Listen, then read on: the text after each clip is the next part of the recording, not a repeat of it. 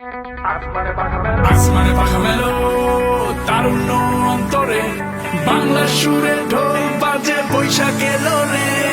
পান্তা ইলিশ মাটির ঘানে খুশি ছোঁয়া তোর প্রাণে, কৃষ্ণচূড়ার লাল আগুনে রং লেগেছে সবার মনে।